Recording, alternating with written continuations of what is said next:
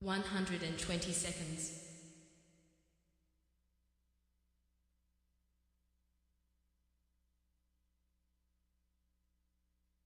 110 seconds.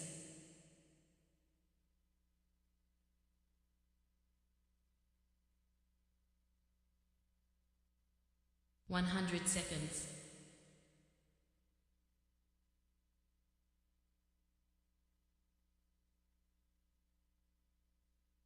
90 seconds.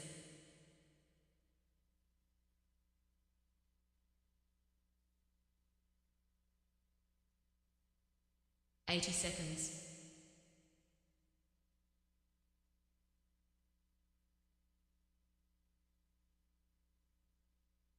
70 seconds.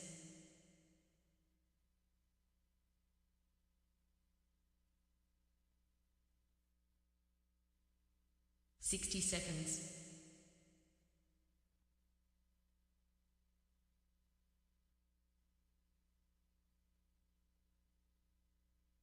50 seconds.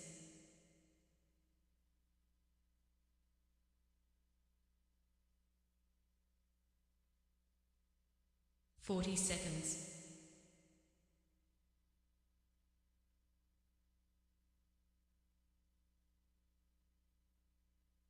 30 seconds.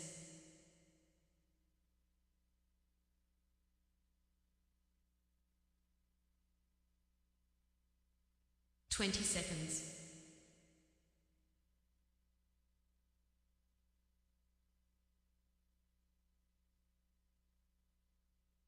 10 seconds.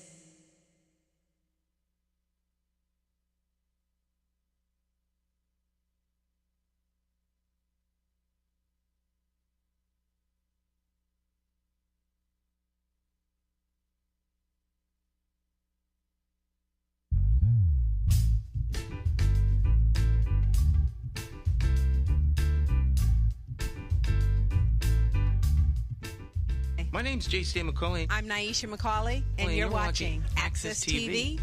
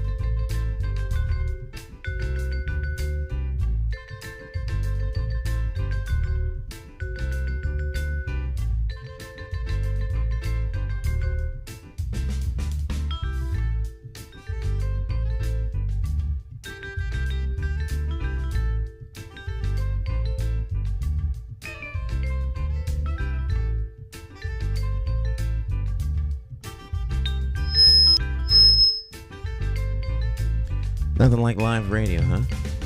Live TV. We'll be all right. It's Morning Talk, my friends. Once again, of course, it is indeed time to get our talk on. Morning Talk with me, your host, J.C. McCauley, along with the champions of talk. We've got joining us remotely this morning. Both of our co-hosts are joining us remotely, but our guest is actually joining us here in studio. So it's somewhat of an interesting way to start the program off. We do have Cacique in the house. We got Dr. Bowen in the house. Dr. Bowen, how you doing? Good morning. It's Wednesday. All is well. Buenos dias, mi amiga. Yes, buenos dias. It's an awesome Wednesday. You know, we got a little touch of that snow. I'm glad it wasn't more than what they, expected, but it's all good. I'm ready to go. Midterm grades got to be submitted. I got a class that has some final grades that are due, and so I'm ready to go. And good morning to everyone. Cacique, guest, Ian Stan. Let's go. All right, Cacique. Hi, Stan. Good morning. Good morning to all. Good morning. Good morning. Ahom, Taino Daka. That means greetings. Ahom means greetings, and Taino Daka means I am Taino. I'm here in the land of my birth family, and I want to extend a wonderful greeting and blessings to my family, the Delgado Roman family here on the island of Borinquen. And greetings to all. All right. Joining us from somewhere in the Caribbean, the one and only Cacique. In studio 1A, our special guest joining us this morning, none other than Mr. Christopher Dukes. Good morning, champions. Let me tell you, I am honored to be here with you. You know, I listen to you on a regular basis. I call in sometimes.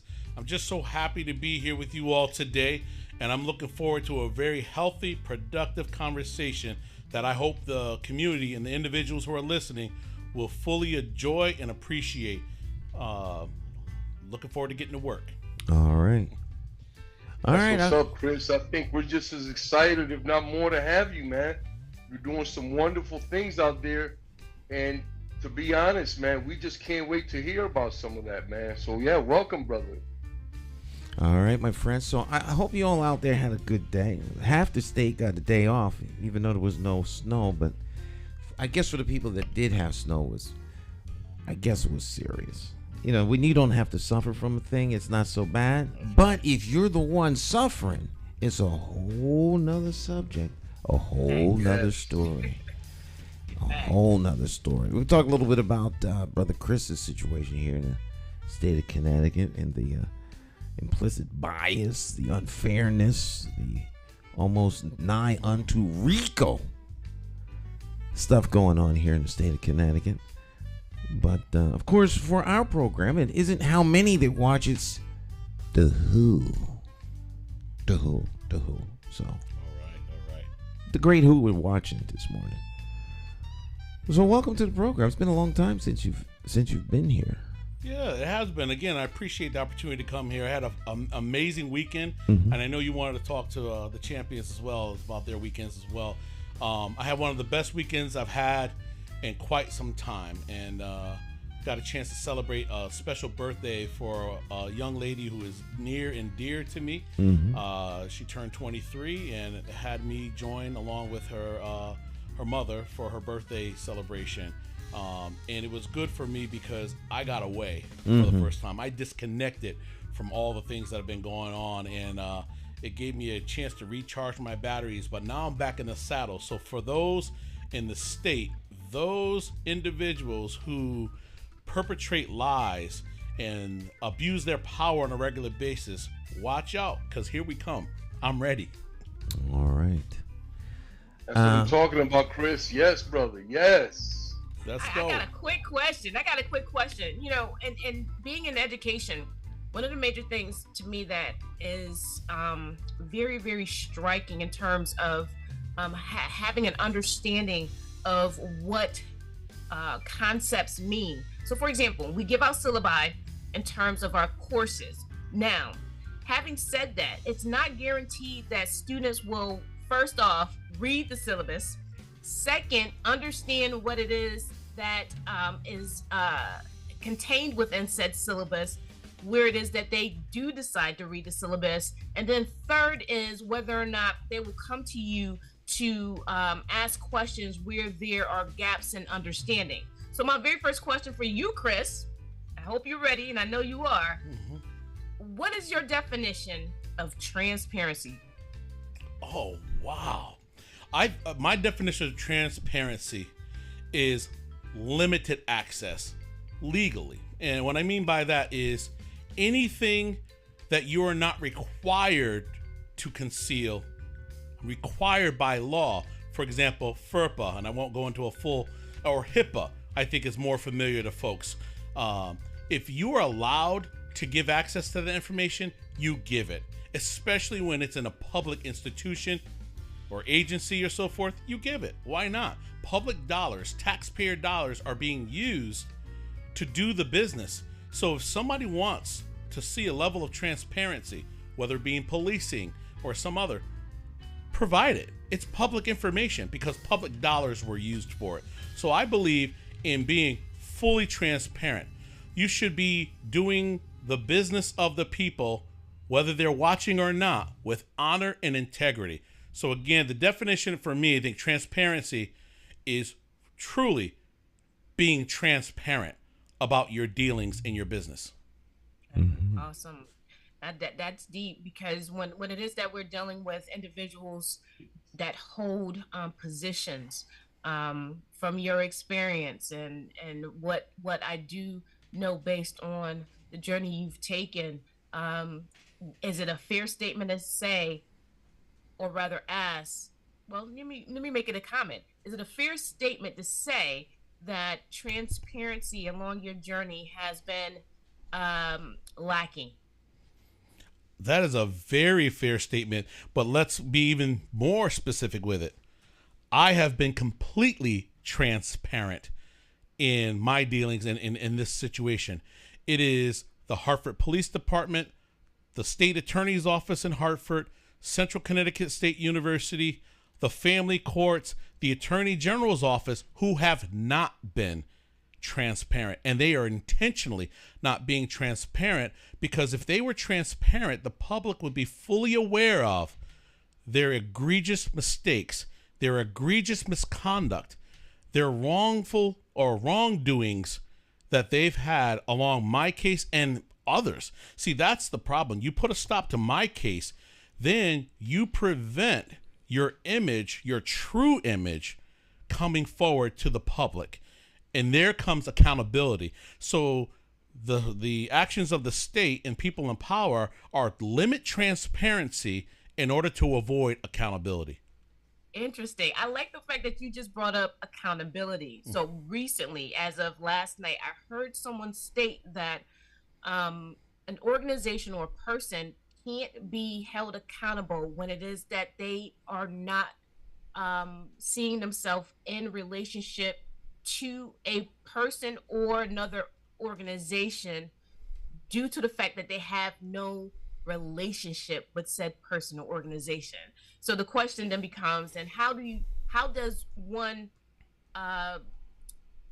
hone in on taking accountability if that personal organization does not believe that they have a relationship with you, or doesn't have community, or hasn't developed community with you? So I'm just throwing that out there from the perspective that it got me to think that, if it is that we're going to hold individuals accountable, or whether or not they see themselves as being suitable for being held accountable, the question becomes, do they even think that they are part of a community where it is that there's a relationship that has been developed so that accountability is actually there? It just got me to thinking. So you brought up a good word when you spoke about accountability. Kasike, what are your thoughts, sir? Well, Chris, I think that for me,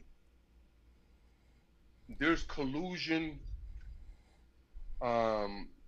There's other criminal charges that can be brought against the university and the state, because they all work for the same organization. So I think that someone, the feds or someone, need to look at the possibility of RICO, the Racketeering Act.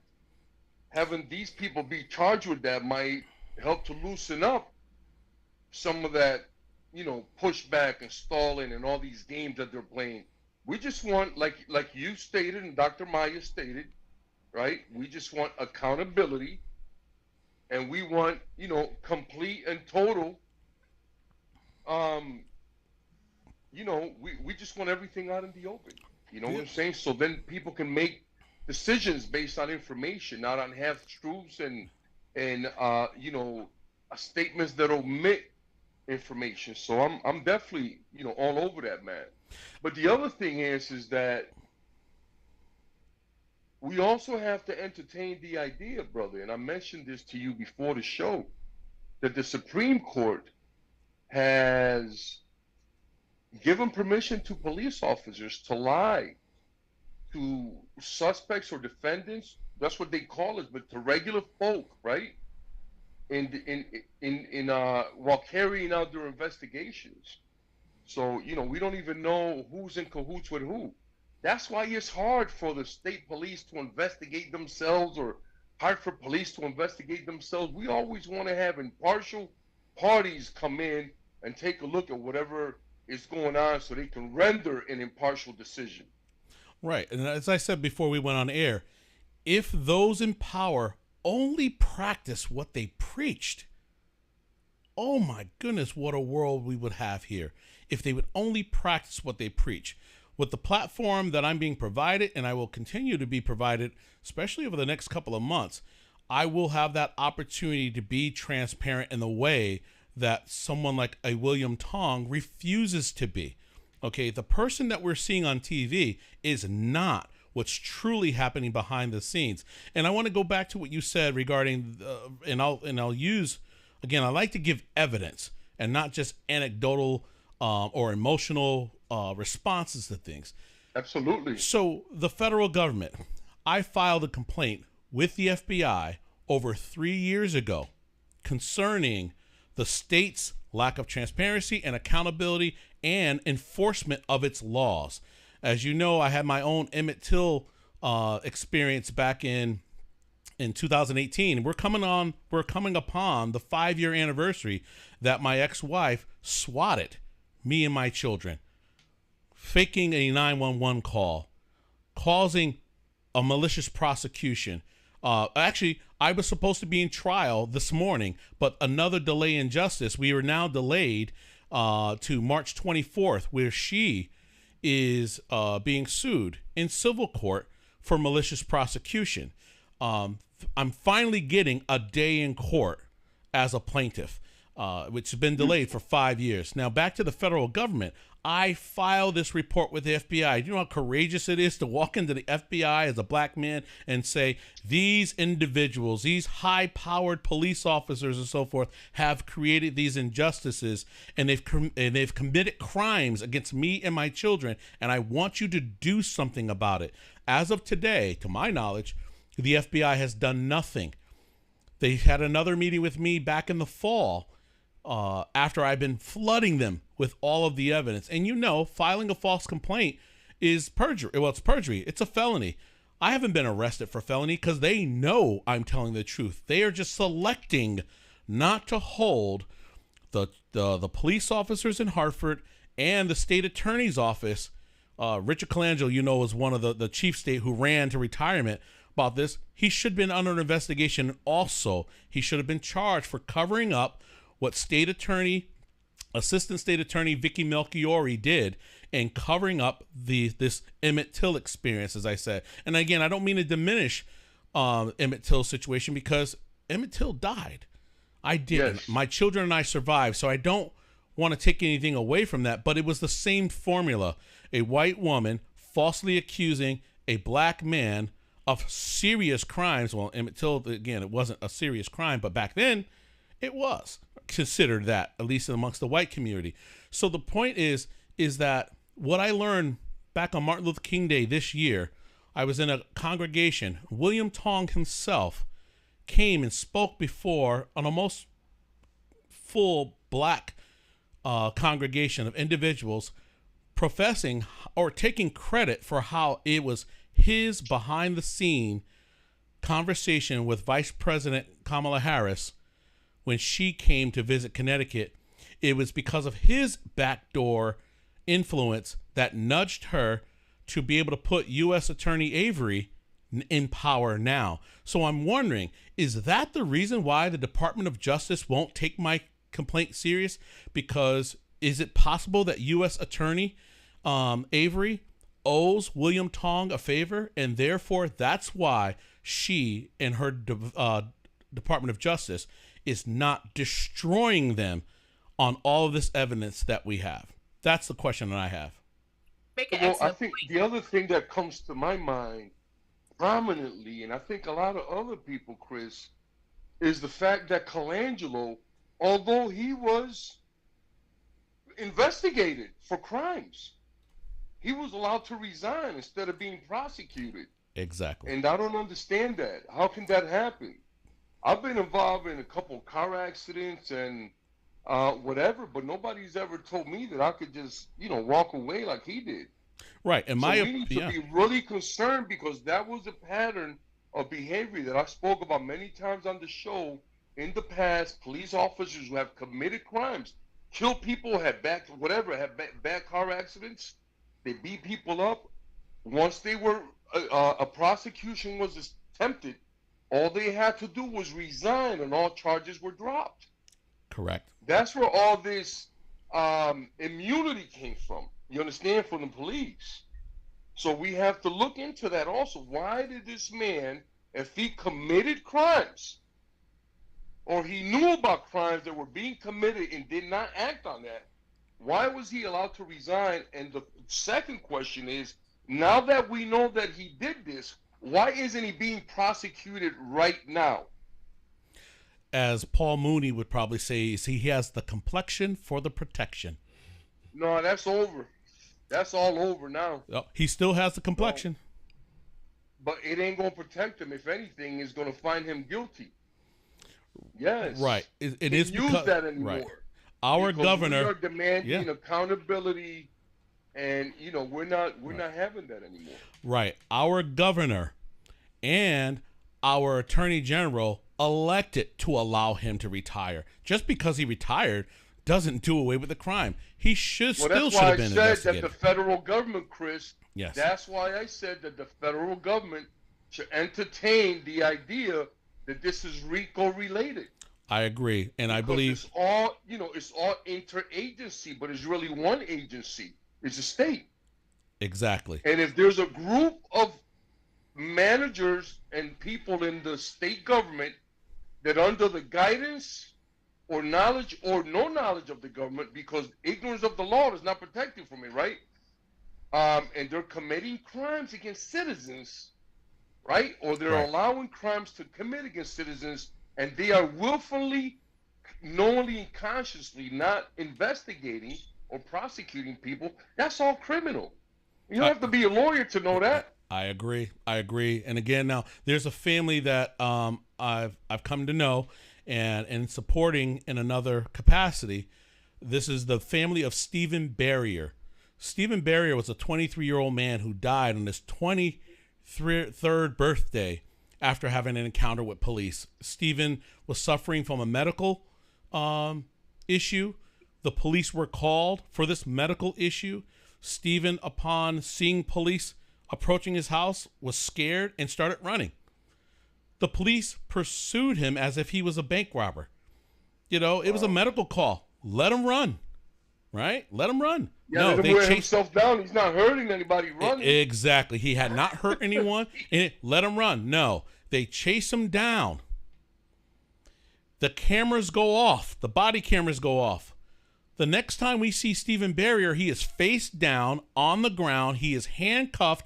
No one knows how he got handcuffed. No one knows how the pursuit stopped. No one knows. And the reason why no one knows is because not one camera was on. Not one officer documented what happened while the cameras were off.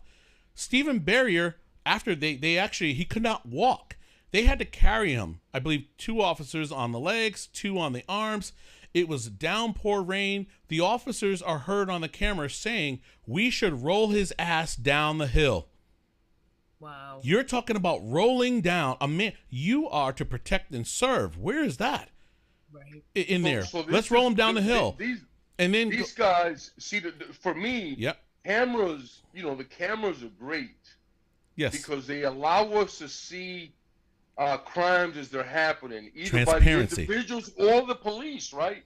But I also think, brother, and I would love to get some feedback from my colleagues and from my viewers and listeners, but I think that any officer that shuts his camera off should be prosecuted the same day.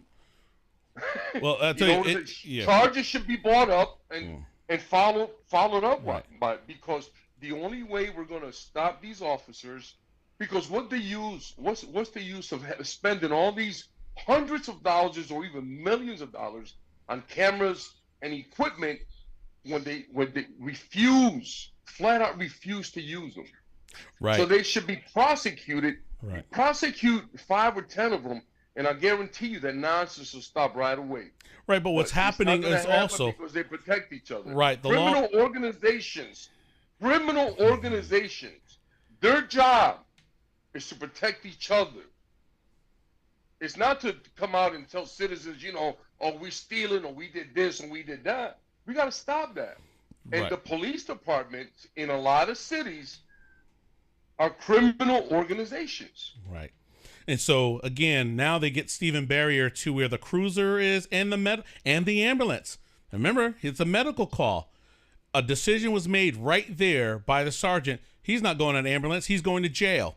And they took him to jail. Stephen Barrier died hours later.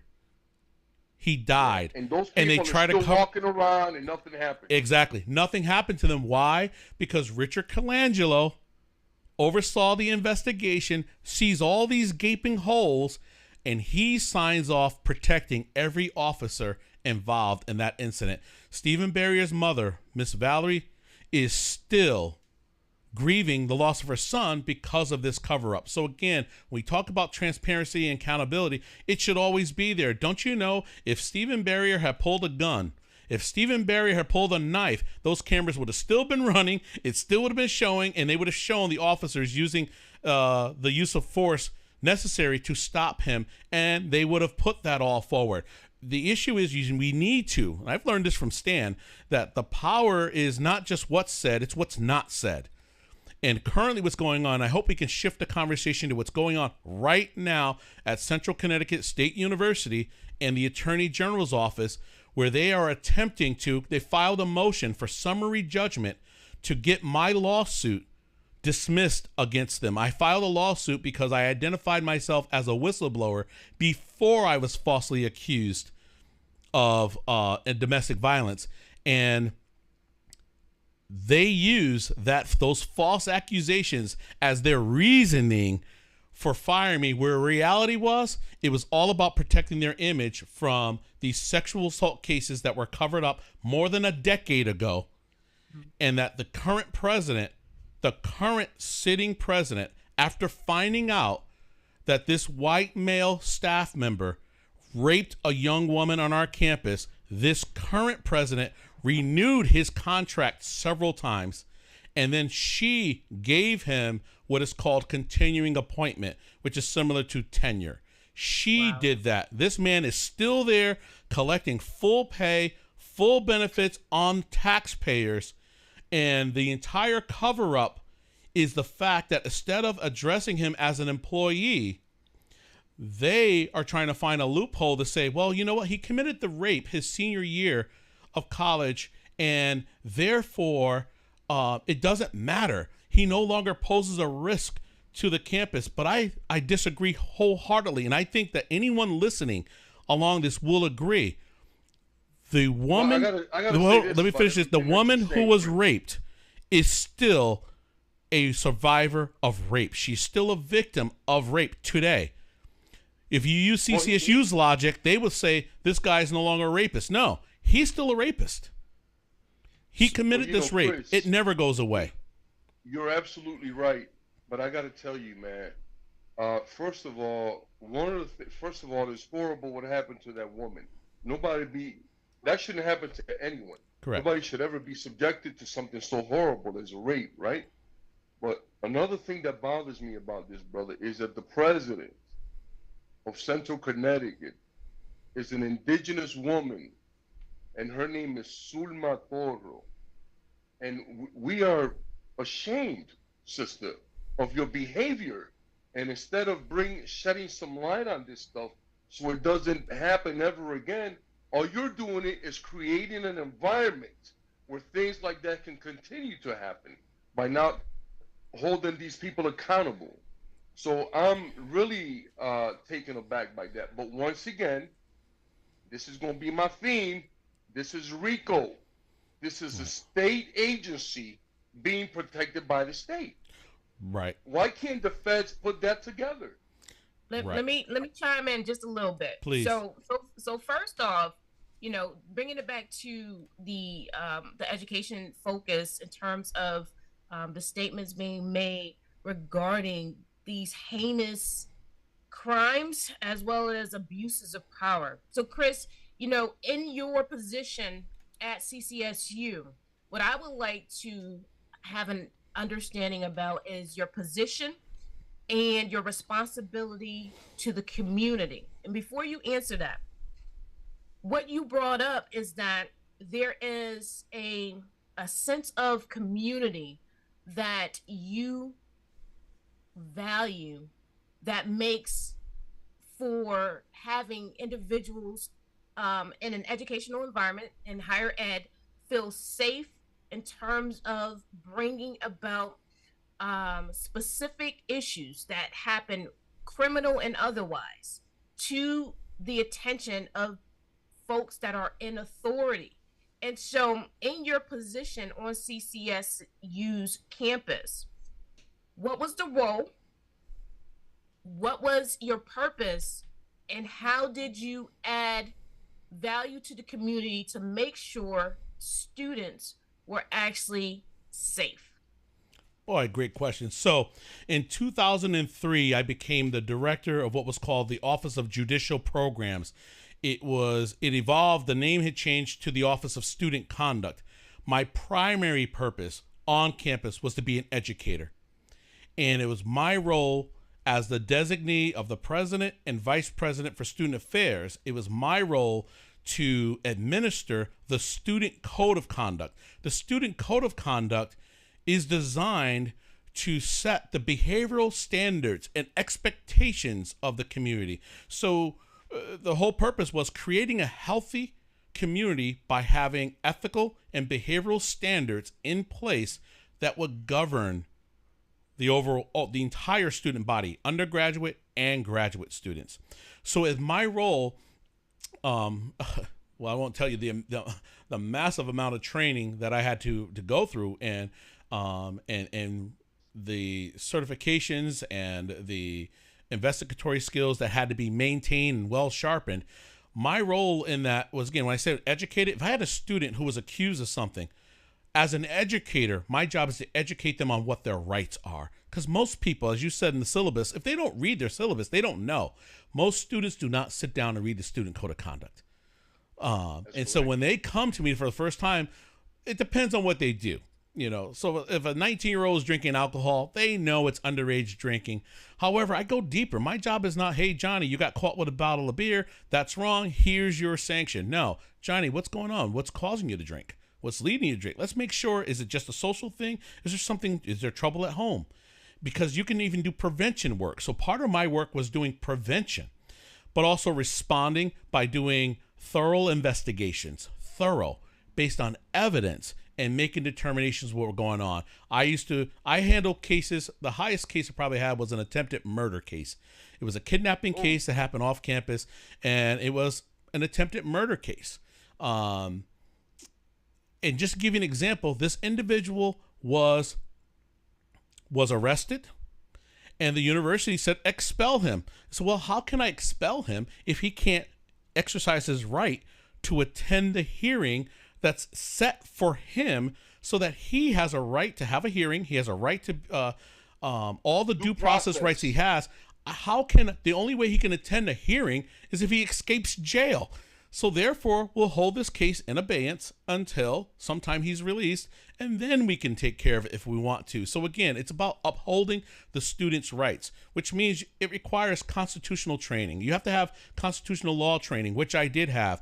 Clearly, no one in human resources, President Zumatora herself, or even, I would hope the university council did, none of them applied the constitutional law when it came to reviewing myself and other faculty members. And so, Dr. Bowen, I hope I answered what my role was and the purpose of that role.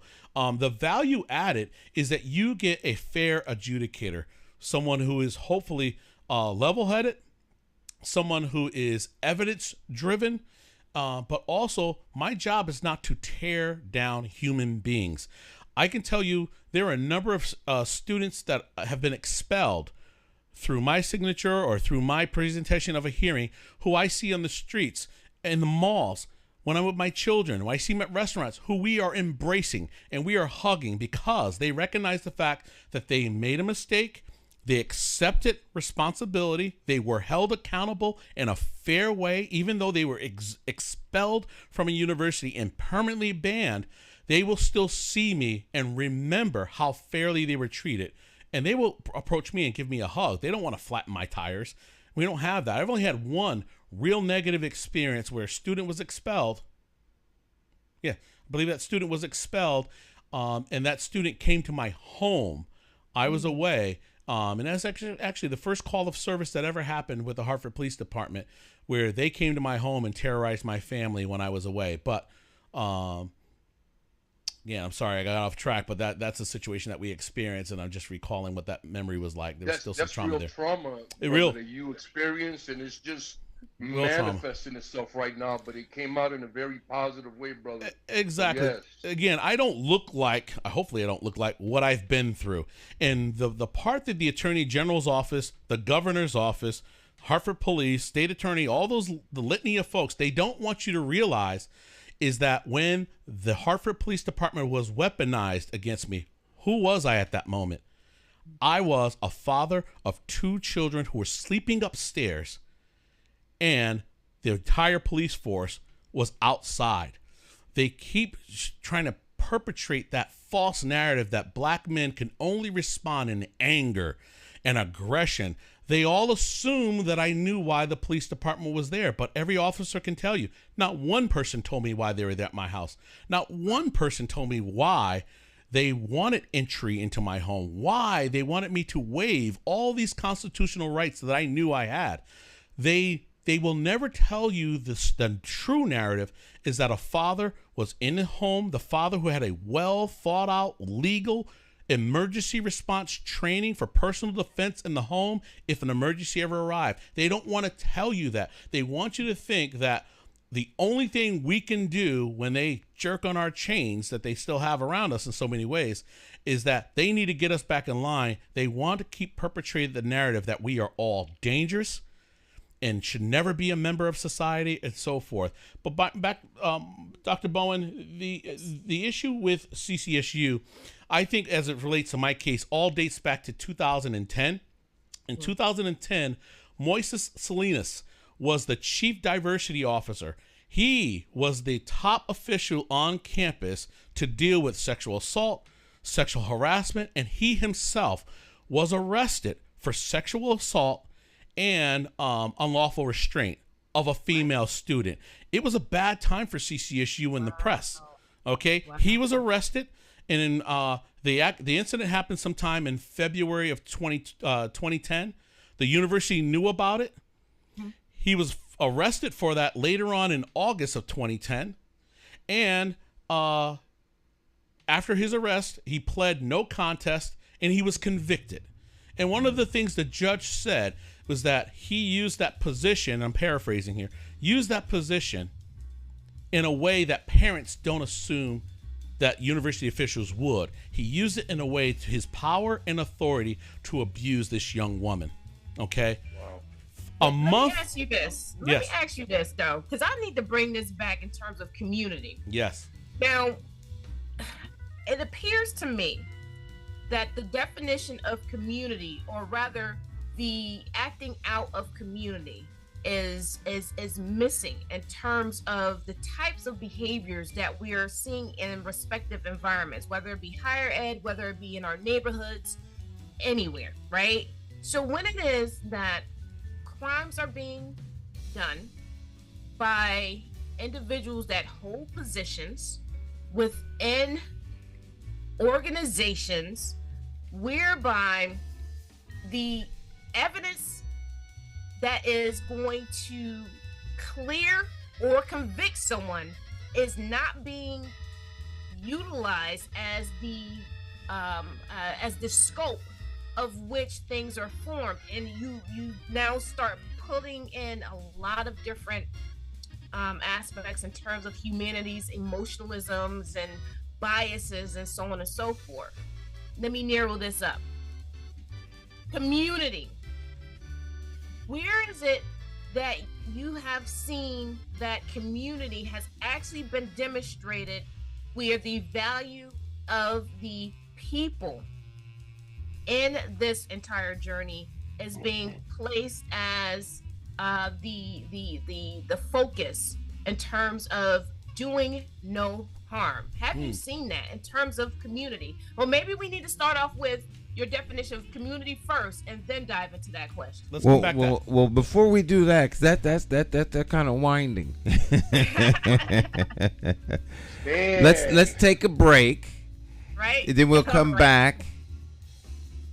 Executive summarize the question, and then we'll let Brother Chris dive into that. All right. Stick and stay. It's more to talk. Take a short break. We'll be right back. All right. Don't go anywhere. It's just going to get better. Where else can you find out information such as this? Because, there's like an information blackout. It's like the news and most information has just become entertainment. It doesn't inform, enrich, or investigate to dig at. You got to remember, entertainment. At the truth. Well, hold that thought. I'm trying to go to the break, Kasika. Not go into another section. We're gonna come back and deal with Dr. Maya question first. All right, stick and stay. Don't go anywhere. We'll be right back.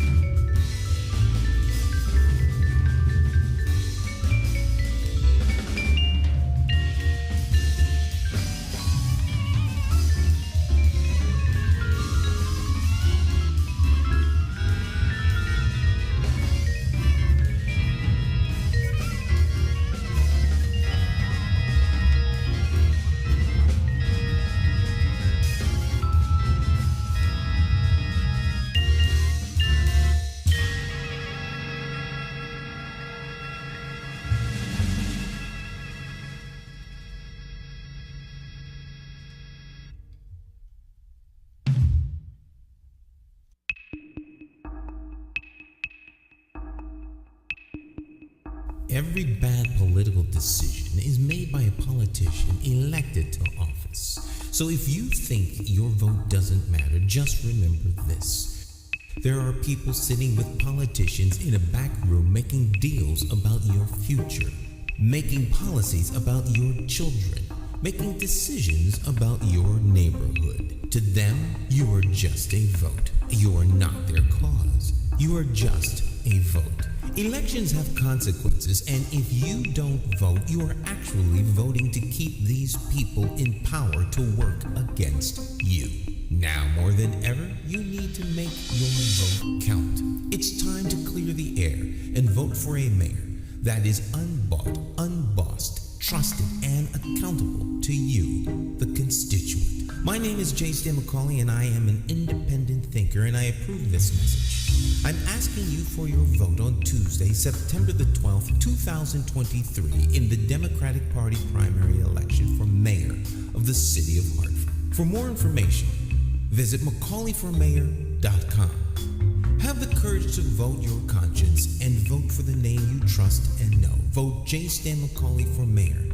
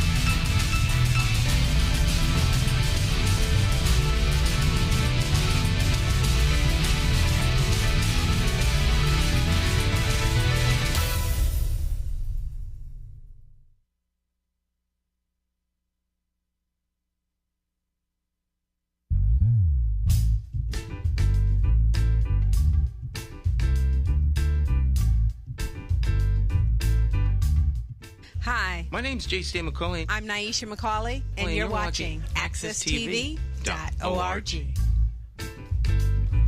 All right, my friends, welcome back. Morning Talk. Everybody's here. Let's jump right back into the conversation here. Dr. Bowen. Yes. Before we left, I was asking Christopher his definition of community based on, the environments that we find ourselves in. People may see it in a variety of ways, but in terms of defining community on the CCSU campus and in regards to your journey, how would you define community, Chris? I define community as a common core of values, but also I have the knowledge that not every member of your community buys into those. They might be, it's all about who they are and where they are and who they represent in so many ways. This is what I used to teach our students. It is some people are there. For example, on a college campus, you have a math department. Well, and you have a theater department. You have a music department. You have an athletic department. Depending on which department you fall in, there's a different community. There's a different community standards within that. But when we think about the broader universe, I think as diverse as it gets, the more people you add, there are fewer things that we may have in common.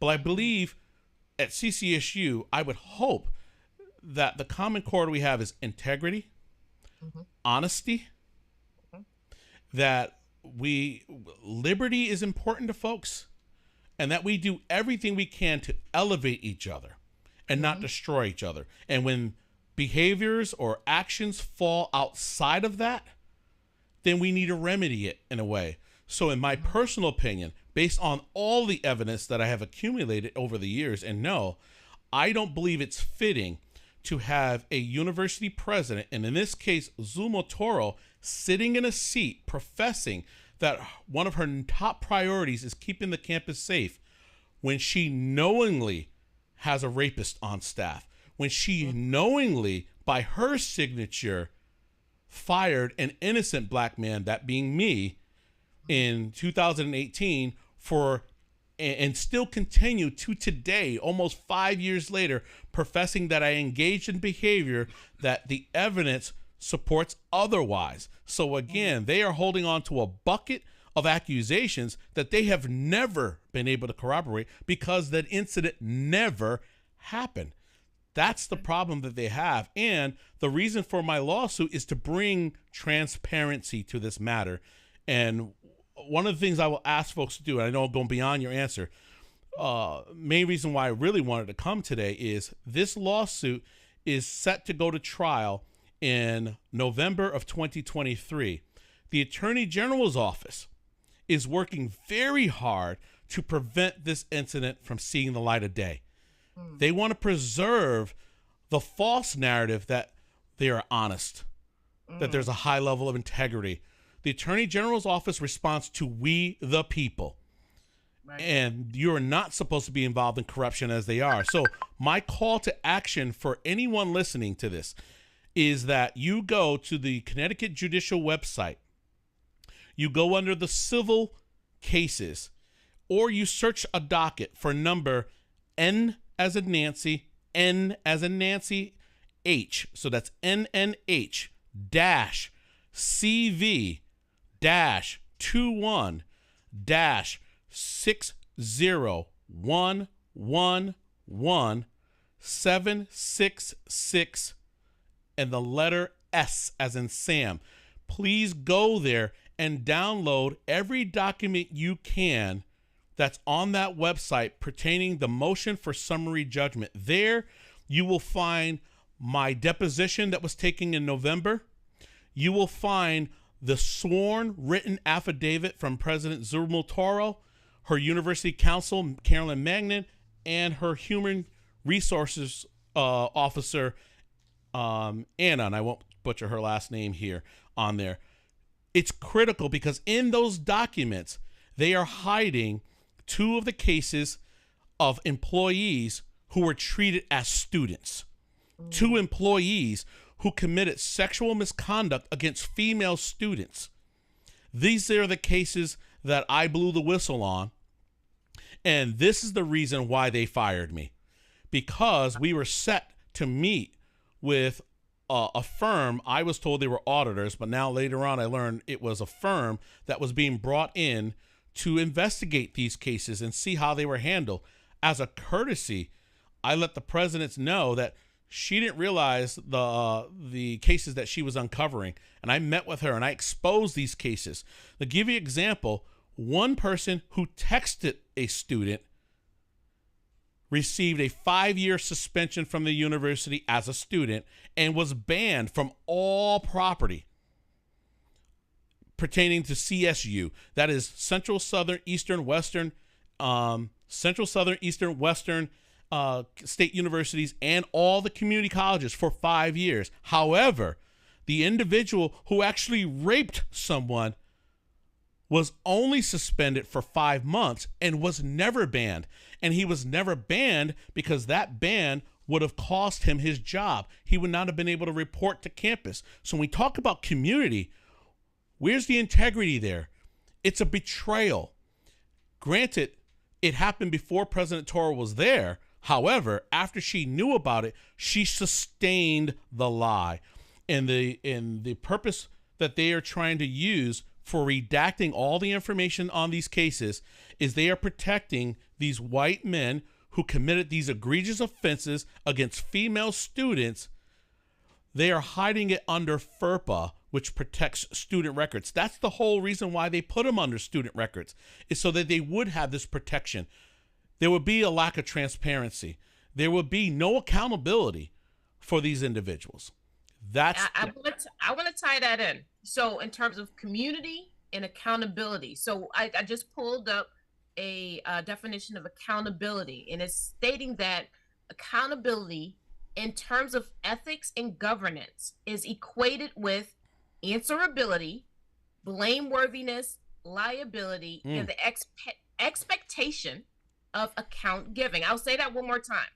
Accountability in terms of ethics and governance is equated with answerability, blameworthiness, liability, and the expectation of account giving. And so when you tie that in to the community dynamic, according to what it is that you have laid before us today, there is a lack of accountability based on the evidence. Is that correct? That is absolutely correct. When we talk about the evidence, you're talking about the evidence in my case, correct? Absolutely. Thank you, because that's the point. They keep wheeling out these accusations and they say, our investigation revealed that you engaged in this misconduct on this night. Great. What evidence? Will you please show us? Because they can't. They can't show us evidence for an incident that didn't happen. It was all false. It was all proven to be false. So therefore, how could you arrive at that decision? No, it had nothing to do with that. It was smoke and mirrors. The truth of it is they didn't want to show that back in 2010 and then later in 2011 that the administrators in charge there hid this case. They even hid it from the university council, who was there for 9 years when these cases came about in 2011 and then 2013. She was there. They hid it from the university council. That's corruption. The university council knew nothing about Matthew Sedlak, who was the math professor, and I can share his name because it was publicly in the newspaper. He sexually harassed a young woman, requesting that he perform oral sex on her while he gave her a makeup exam. See, they won't tell you that. They're hiding that. That's egregious. He scared that young lady to thinking that she failed his course, and the only way she could pass is by taking this exam at his apartment, and then he asked for oral sex. The other individual raped a young woman, and they're hiding these cases, okay? I brought them forward because of transparency, and the accountability that they claim these individuals received was not appropriate under any circumstances, and they know it. So again, they perpetrate the false accusations against me. Now, they said their investigation can prove that I hit, choked, restrained, and threatened my now ex-wife. And I'm asking them, where's your please show the public all of your evidence that you have showing that I did this. They have not one piece of evidence. Instead, me being the investigator I am, I pulled together all the evidence. It's hard to prove a negative, but I did, and they know it. And that's why they dropped all cases. You know, Dr. Maya, if I was responsible for strangling, kidnapping a woman, I should be in jail right now. Where's the accountability of letting me go? There is none. But the accountability, what they're trying to do is they keep me away from my children. They keep me away from the job that I rightfully won back 2 years ago when an arbitrator said that they rushed to judgment, they bought false accusations, and they ran wild with them, and they did me harm. This is why we are waiting the Supreme Court decision that should hopefully come down any day now. The case was heard back in November. We want that ruling because that ruling should, if justice is to be served, rightfully reinstate me. And really, we need to continue on this path to transparency and accountability because those who have perpetrated this fraud using taxpayer dollars need to be held accountable. So the solutions I'm looking for, I believe that William Tong himself needs to step down. I believe that any of his assistants who have perpetrated these lies, especially the one who testified before the Supreme Court, need to be removed. CCSU needs to remove Zuma Toro. The other parties have since retired. I think that the state attorney needs to step down in Hartford because she's aware of this and she hasn't brought it forward. And if the FBI continues to ignore the corruption that the Hartford police was involved in this, the corruption that even my ex-wife and her partner engaged in and all of this, all of those people who had a hand in perpetrating these crimes against me and my children need to be held accountable. And if they don't, just so the audience is clear, I don't believe that these people should step down. I think these people need to be prosecuted because they have knowingly, willingly, and consciously, hid and kept omitted information that was relevant to the case that could have settled all of this a long time ago. You know what I'm saying? I agree with you 100%. Would have never been fired. None of this would have happened. So having these people resign and stuff like that is not enough. No. Because they are involved in an ongoing criminal conspiracy, brother. I agree. That is also part of the accountability that they should have. I totally agree with you. But again, what I hope comes out of this, when we get true transparency, we find out how many other people have experienced this. And I think that's part of the reason why they don't want to continue to keep this lid off. That I keep. See, I have a different question than you. My question would be not how many other people experience that, but how many other people have they covered up for that have done this? You see that question? Yes, I do, and that comes true. Right. But again, my heart. Because if not, by letting Tong and Zuma and all these other people go, you're recommending the same nonsense that they did with D'Angelo. I know. Right? I hear you. They're gonna let him go. Retire. Go. Right. And nothing happens. We cannot continue to do that. If we're gonna have accountability, people need to be held accountable, and they have to be prosecuted for the crimes that they commit. These are not breaking the rules or a slide or you made an offhanded comment. These are crimes that are being committed, and I want to know not just how many other people has this happened to, but how many of their own have they covered up for? I agree, but here's the point: is my mission is not vengeance. My mission is we can't hold them accountable without knowing fully what did they do. So transparency must come first. We have to find out first how many people have been affected by this system of corruption. And then when we find out how many, then we can choose. Why hold them accountable for 10 when it actually affected thousands, right? Right. And we're going to get transparency, Chris, when we demand accountability. Right. But again, transparency has to come first. So in order to get the transparency, in order to hold them accountable, you have to have the proof yes. necessary to charge or to bring it back, because the accusation, because there's an accusation being made. Yes. But why is that like that? But hold on, let me finish. There's accusations being made against Chris, and it seems as though it's a perpetual accusation until you have your day in court. You're in a constant state of being accused. Mm-hmm. They're using Chris cannot be guilty before. Right. Let me finish though. Let me finish. So the case that I heard at the Supreme Court, because I watched that when it was live, seems to me that they know you didn't do anything. Correct. But the accusation there, if I understand and remember, yes, they're saying that the accusation gave them the justification. Right. But if the accusation gave them the justification, the proof that you didn't do it would seem to now clear you and you should get your job back. That seemed to be the case that they were making. Yes. Right? And I guess the state is trying to cover itself. Correct. From any liability, which means that they know that there is liability if they don't defend themselves. Right. So everyone here seems to be culpable in acting out in a way that was harmful to you, continues to be harmful to you, and until you get your day to prove to prove that you didn't do this. Right. I mean, they know you didn't. Correct. But that can only be determined in the court, which they keep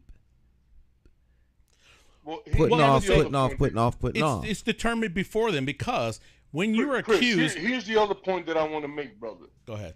Why is it that the accusations that are made against you are rolled out with the impression and appearance that they are legitimate and that they are correct and that we have to follow this? But then when you say, wait a minute, I have some accusations of my own, and I want them to be held in high esteem just like these other accusations are. We can't sit on this show or in any other show as people or black and brown people, right, and act like that's okay. It's not okay. That's not okay. It's not okay. Right, that's not okay, and we have to say that, because what's happening with Chris, I don't know if you noticed this, brother, but you said earlier that the university was going through a lot of bad publicity. Yes. Right? At that time. Yes. And it makes sense now. to me. It makes sense to me that and this is just some white boy stuff. This is how they move, right?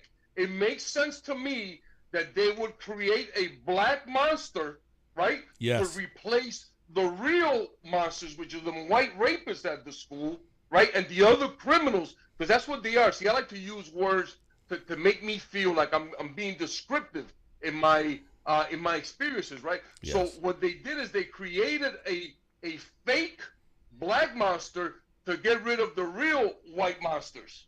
It makes perfect sense. Yeah. Now they took the publicity, they took the scope is off of them, is on you. Yes. But here's the thing. We cannot say that just that the accusations allow them to investigate, because like Stan so aptly stated, right, in the midst of their investigation, they should have quickly found out that these were false. And Correct. So they made it, once again, they made a willing and a knowing and a conscious decision to continue under false premises, to try to prosecute you under false premises. Correct. That's RICO. Correct. Once again, that's RICO. Correct. So Kasiki, again, let's put these accusations to bed once and for all. These accusations that were made against me in 2018, when they were confronted with the evidence, the state had no choice but to drop every single criminal charge. Why? Because those accusations were dwarfed by the evidence. They were completely obliterated by the evidence, including DNA evidence, okay? So they had to drop it, but what they should have done was accepted responsibility. We made a mistake. We're going to charge the person who falsely accused you and put your children in danger. They didn't, because that's what they do. As Ed Vargas had told me, they circle the wagons and they protect themselves. So what happened that's what again? White people do, brother. Right, exactly. Now move down to DCF. When DCF was confronted, those accusations were confronted with the evidence. DCF reversed everything. In arbitration, those accusations were brought forward. What happened when the evidence was measured up against the accusations? The evidence won, and I was reinstated temporarily to my job before the Attorney General's office swept in and then found probably a crooked judge to vacate it, something that never happens in this state of Connecticut. Rarely, extremely rarely, which is why we should prevail at the Supreme Court. So again, when I bring my accusations up against them, the evidence supports my accusations. This is what's different. And what they are doing is limiting the public's access to the evidence and keeping them misguided and misdirected on false accusations. It is dishonest, and that's why these people shouldn't be there. You hear me? I have to correct you and forgive me for this. Go ahead, no. But you know, community. And please help me, because I will. You know, I'm 63 and I'm losing my mind, but there are no accusations against you because they were all dismissed. I agree, but you had stated earlier. So the reason that I'm saying that, brother, is because their suit or their move to have your stuff dismissed is without merit. Thank you. Without merit. That's what I've been saying. Those accusations are dead. That's what I said. Let's kill those. They're dead already. Because in this country, you are innocent until proven guilty. They are trying to prevent me from proving them guilty. Your case has not been like that. That's what I said, sustain. Yes. Chris cannot be guilty. Correct. Before he had his day in court. You know what I'm saying? So I just want to say to all our family out there, to all our viewers and our listeners, that my heart is not on revenge or vengeance. Right. That's not what I'm about. I agree. I am the person that says that we must study our history so it doesn't repeat itself. Right? Yes. And so I am not for vengeance. I am for accountability. Yes, sir. Okay, that's what I'm for. And those are different words for people who don't understand that, and they're spelled differently too. Yes, sir. In case you have problems understanding what I'm saying. All right. Stick and stay, my friends. Wait. Hold on. We're up against the break. Good points being made by the panel. Yes. All right. Yeah. You've never been guilty. Never. Guilt can only be determined in a court of law. So everyone is innocent. Yes. Until proven guilty. Right. Absolutely. But if we're going to use the same measuring stick that the government uses on us, then the government's already guilty. We don't even have to go to trial. We just lock them all up. Right. Stick and stay. We'll be right back. Don't go anywhere. Morning Talk. Cacique, Dr. Bowen, special guest Chris Dukes, live. Don't go anywhere.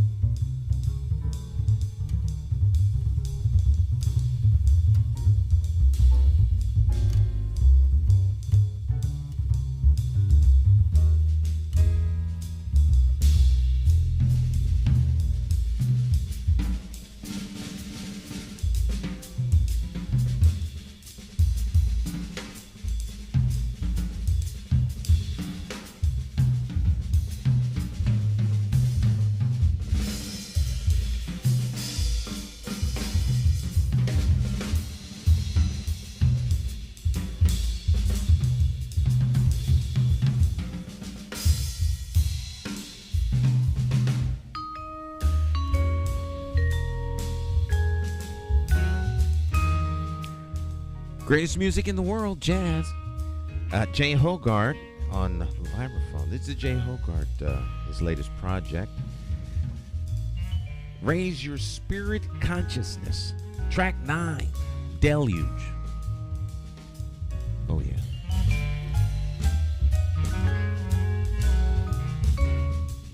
Recorded live, by the way. Van Gelder Studio. Legendary studio. All the Blue Note jazz albums were recorded. Stick and Stay, we'll be right back.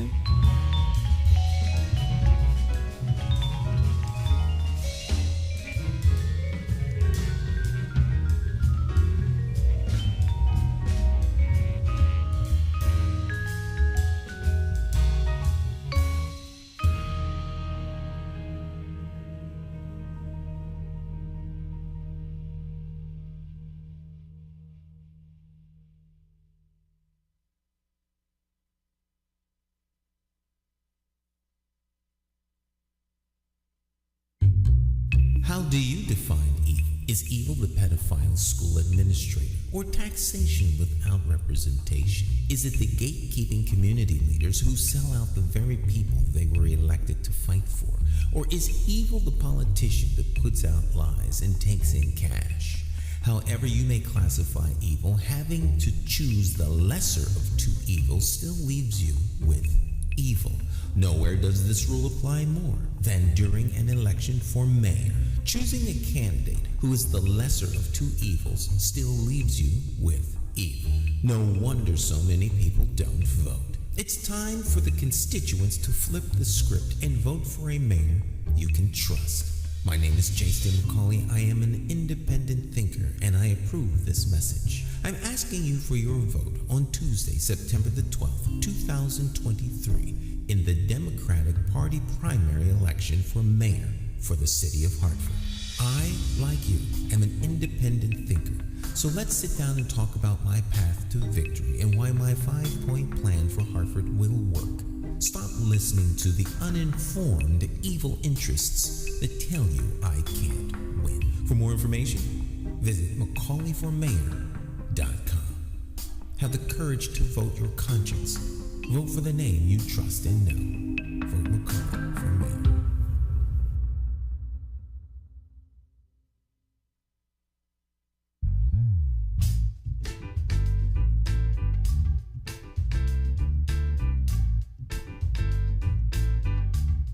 Hi, My name's J.C. McCauley. I'm Naisha McCauley, and you're watching AccessTV.org. Oh, yeah. All right, everybody's back. Yes. Yes, sir. Beautiful, Yes, sir. Stan. I think Hey, Stan, I just want to say that I approve that message, man. That Stan McCauley for mayor 2023. Let's get out there, family. Let's have the courage to promote and to support Stan so we can take Hartford back. Amen to that. Stan McCauley for mayor. Let's go. Do it. Let's do it.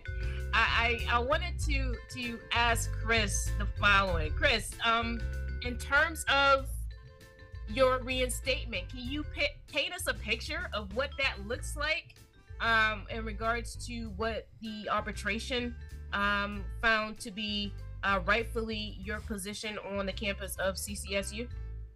I certainly can, and thank you for that opportunity to express that, because when it was documented back in 2020, the Hartford Courant put their own spin on it, and they pretty much tied the reinstatement to the fact that the criminal charges were dropped. That is not accurate. What is accurate is that this arbitrator clearly indicated that CCSU rushed to judgment and that the accusations were not truthful based on all the evidence. He actually used the evidence to justify everything, every finding that he had. He used evidence, not accusation. He used the evidence to contradict every false accusation that was made. And he also acknowledged that there were a litany of individuals, students, faculty, even law enforcement on campus who wanted me back at work, who recognized that my stellar career, again, I worked at CCSU for over 22 years. I had nothing less than excellent evaluations, no criminal history, no disciplinary history of any kind. And he saw that. You don't turn into the boogeyman overnight, okay? Right. So he believed that I should not only be reinstated to that position that I did exceedingly well and was recognized nationally for doing the level of work I was doing in that position. He also believed that I should have been made whole, financially compensated for what had happened to me, all of my back pay. Okay. Absolutely. So Absolutely.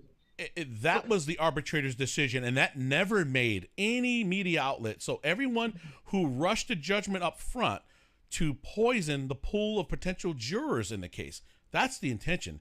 The media is weaponized against us to poison every jury or potential juror beforehand. The state made this a high-profile case, and they retreated very quickly, stating that they dropped the charges for the sake of my children, who they're still keeping away from me, right? So the point is, if I was a defense attorney, I would be filing a motion to get every client ever had who had a child and say, I want the Chris Dukes exception. I want my client out of jail today. If the state is saying that a person doesn't have to go to jail for the sake of their children, then everybody should be out. Every single parent should be out of jail. So again, I see this mass exodus is what I'm hoping to see, because I think we are going to uncover all the people that were harmed by this. Hey, Chris. Yes, sir. So what does the end game look like for you now? Right now, I'm on a continued mission. My job right now, I've taken on a personal mission, myself and a couple of other co-founders. We have founded what's called the American Justice Project. And I can't go into full details right now. We have not done a full launch. We've done a soft launch on social media. And we have been working behind the scenes to address mass incarceration. And specifically, we're trying to address mass incarceration from the forefront, from the pre-trial. As we know, there are hundreds of thousands of individuals who are innocent, who are sitting in jails right now because they can't afford bail.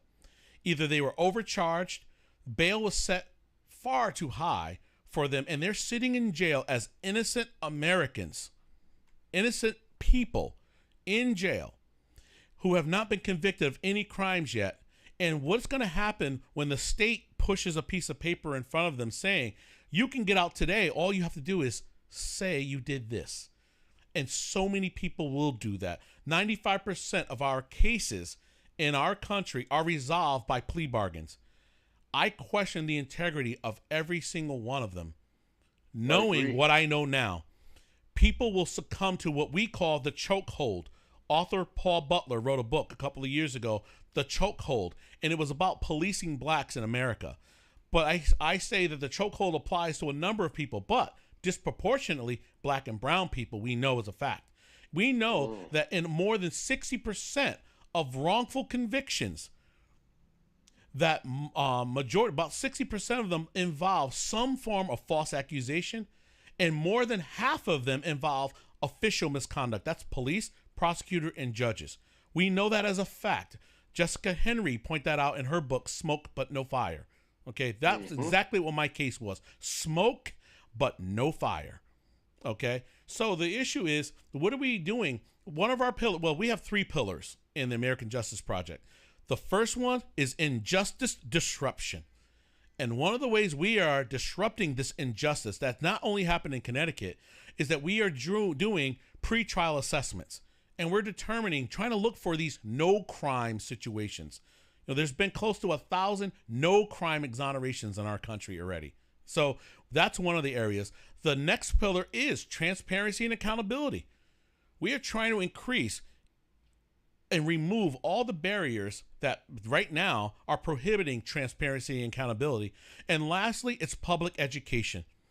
A number of our nonprofits out there are doing public education. We want to educate the public that this is going on, and the way that we can hold our elected officials accountable is either demand they step down, demand criminal prosecutions if those are warranted, and We vote in somebody new. I can tell you, as a citizen of Hartford, I truly believe if Luke Bronin had not been the mayor during this time of my family's tragedy, and someone like Stan McCauley was mayor, this would not be going on.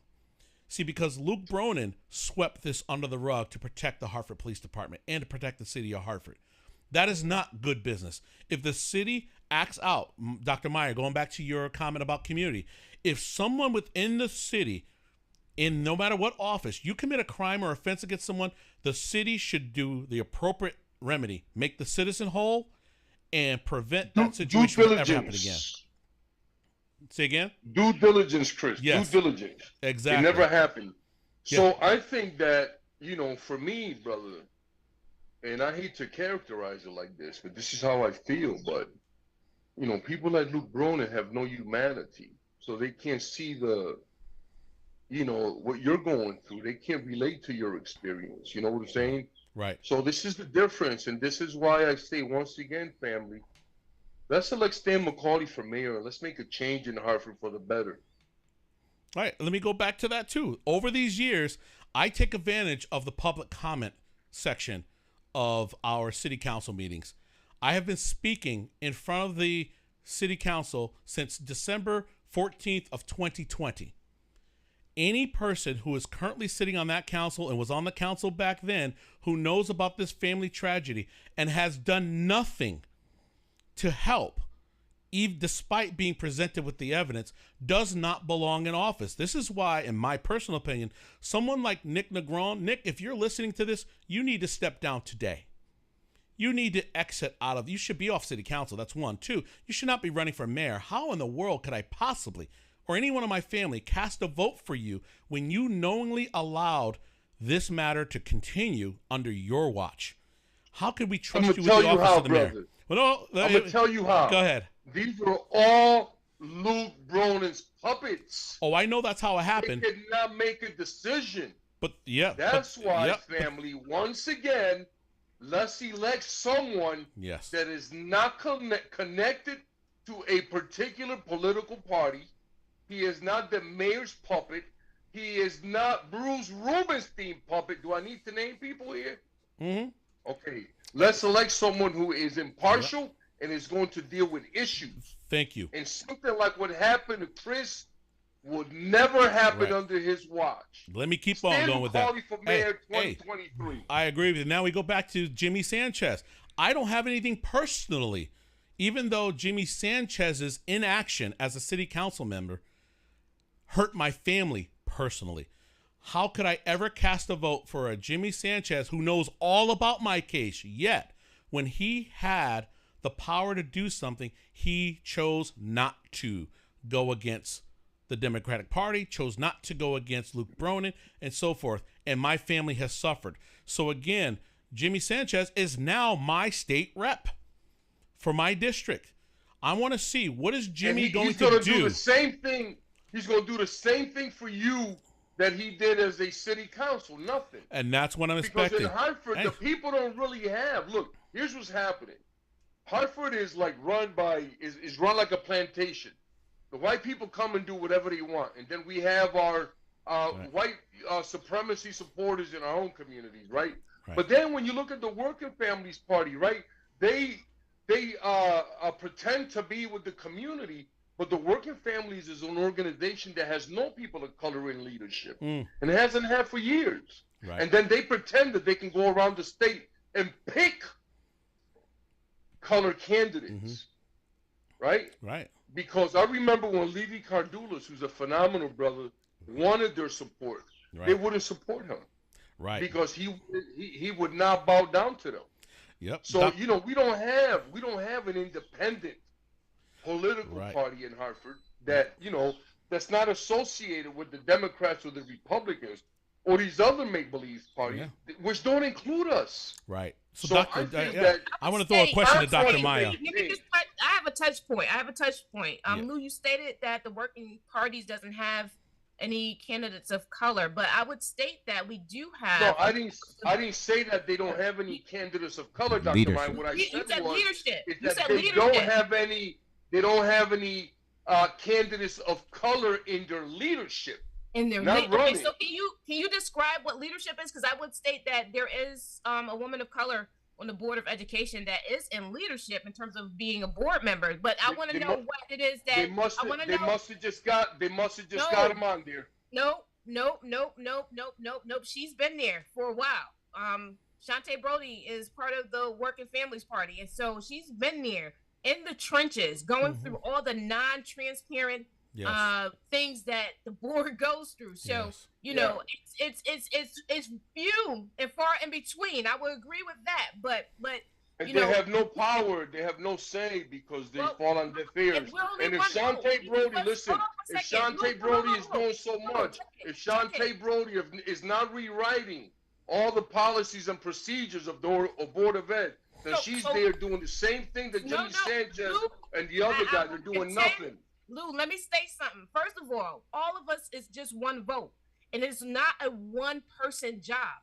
When it is that you come together as a collective to make changes, you are going to gather up as a team, because my mantra is teamwork makes the dream work. So how does my one vote, even being justified by what evidence was presented or was not presented, actually outvote everybody else that are going in the opposite direction? Right. So here's the thing. We got to look at it full and its totality. Totality of circumstances. Can't get it done. One person cannot get this done. And so with putting in all the energy and sacrifice that's being made in any position, now keep in mind, that's not a paid position.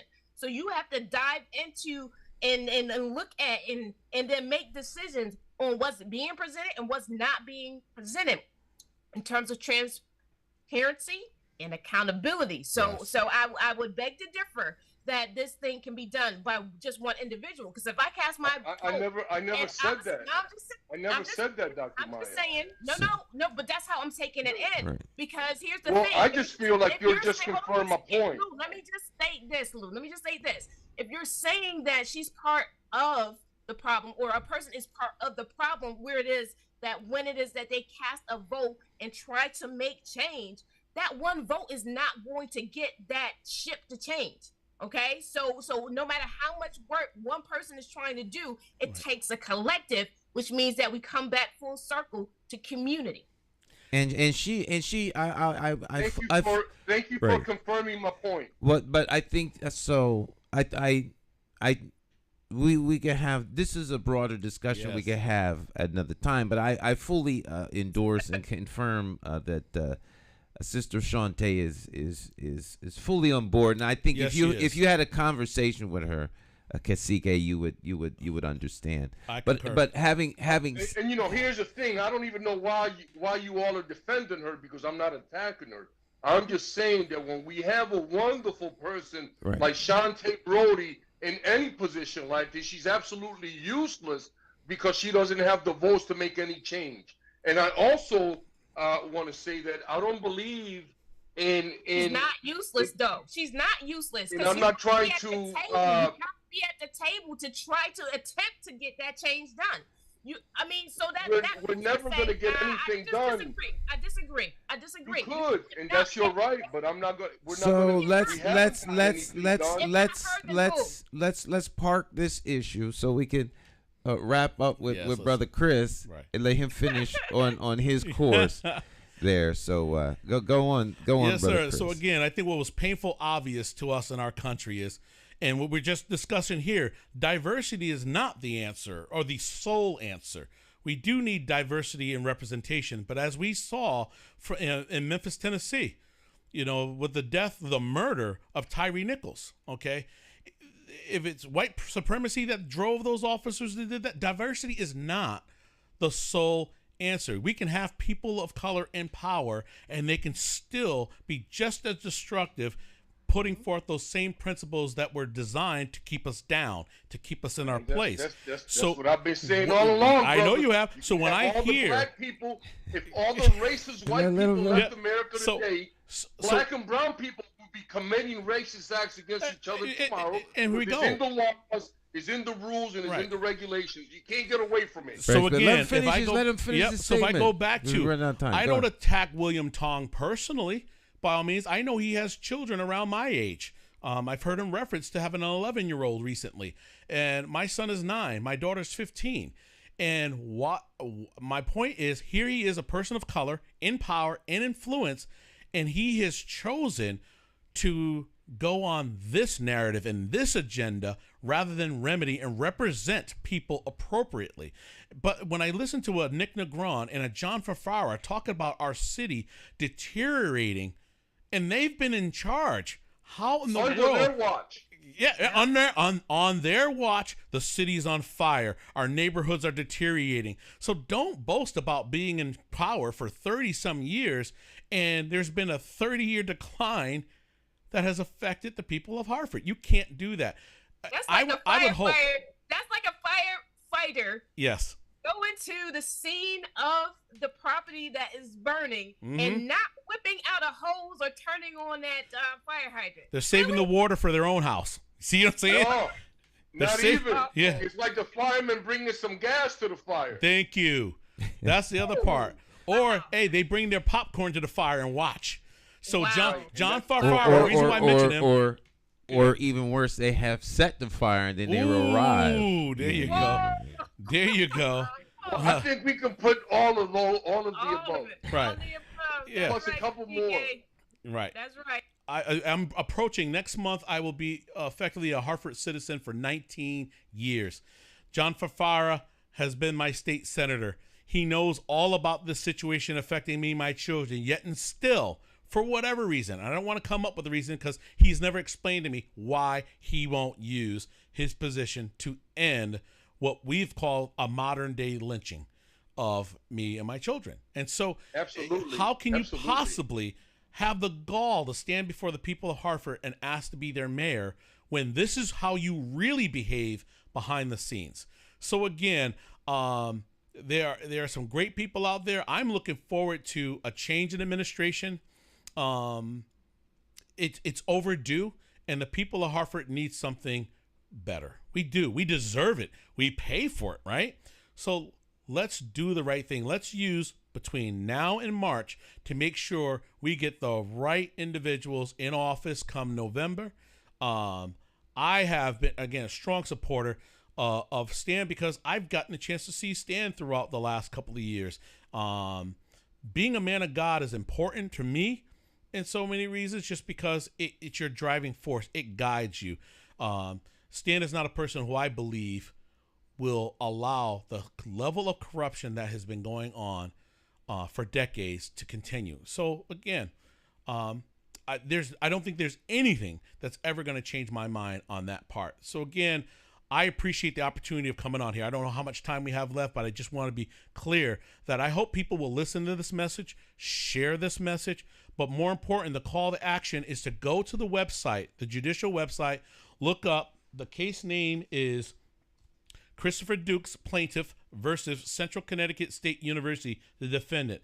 Please download as much of that information as you can because your Attorney General's office is attempting to have these documents sealed come March 20th. All right, so get as much as you can. I will also point to you that Black Lives Matter 860, BLM 860 had made a discovery in this case, and they have been putting it all over Twitter.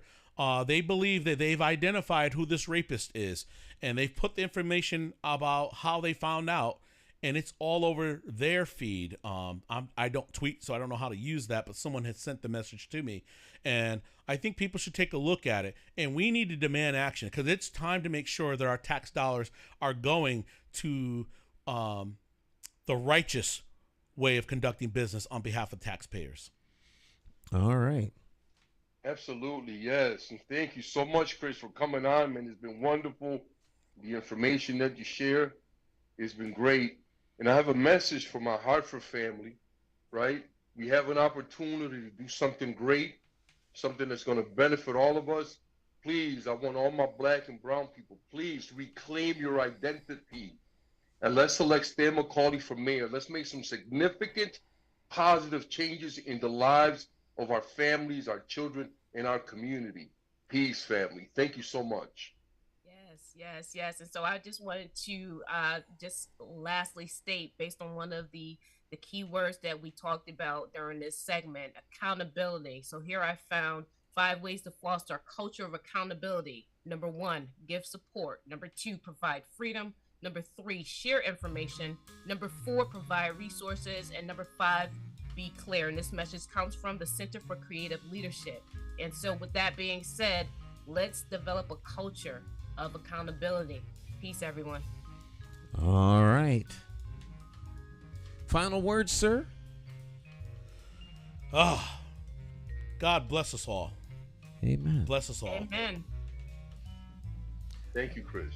All right, my friends, our time together has come to an end. Always remember that the real power is with y'all, with you all. You all are the ones with the real power. And don't let the quote unquote powers that be intimidate you. They'll try their best, but you all always have the power. You have the power of your voice, the power of coming together to make change, and they'll try and intimidate you. But I thank the participants in today's program for their support, but I'm applying for a job. So I will always work for you, and it's been my contention for 40 years that the elected officials work for you. Yes. I refuse to shrink in the presence of an elected official. They work for you. You are the constituent. Make them come in the back door. You have a special event, tell them, the help comes in the back. Senator, you go in the back, come in. We receive our guests in the front. You're not a guest, you're an employee. The help comes in the back. Nothing personal. You applied for the job, right? So you're servants. All right, so yeah. Great information share. Brother, I hope and I pray that things don't get sealed up. Be nice if that stayed open, because people need to know what's going on. Absolutely. They need to know what's going on. Absolutely. So I hope we were able to give you somewhat of a platform to get this message out. I can guarantee you they heard you. I guarantee it too. Let's hope this time they don't fire bullets at me anymore. Amen. Real Well, bullets. it's like Lou Brown said. There's more of us watching. There's more of them watching than more of us. Always. All right, my friends, our time together has come to an end. We will see you here next time. It's Morning Talk. Let's go out with our favorite jazz musician here, Jay Hogart. See you next time. Bye-bye. Have a great rest of your day. All right.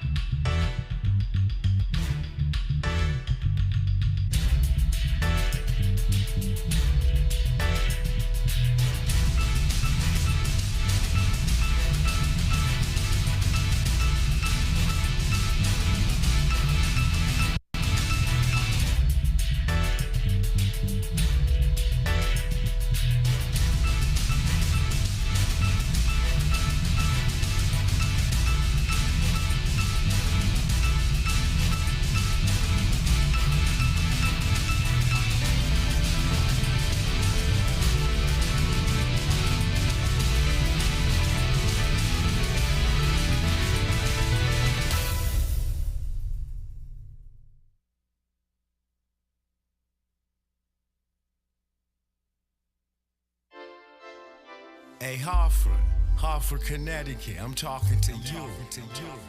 We gotta get out and vote. Vote for Stan McCauley. It's our time. We gotta rise up and take it back. Vote for Stan McCauley. Vote for Stan. You gotta vote for Stan McCauley. Vote for Stan. Vote for Stan. Oh yeah. It's more than politics than just what your social covers. And it ain't somewhere written down in bold letters. Don't just take my word for it, do your research. Think of your future, look at your bigger picture. Shooting tie, clean up, unity for the righteous. Plotting on action, hands-on access. With a light source vision, door-to-door knocking. Guerrilla style marketing, brainstorm as a collective. Real neighborhood suggestions. Only we know what it is where we living. To make real life decisions. Move on facts, make it manifest back. You gotta vote for Stan McCauley. Vote for Stan. Vote for Stan. Vote for Stan. Oh yeah. Look at your city. Stop. Take a look around. Is opportunity flow into your house? Are you working? Wait, can you save some money? And is your neighborhood safe? Or is it a homicide every night?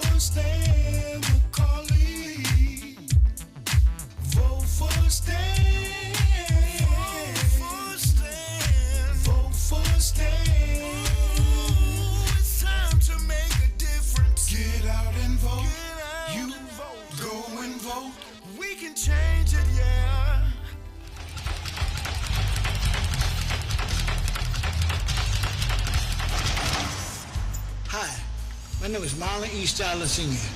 Many of you may know me as the two-time welterweight champion of the world.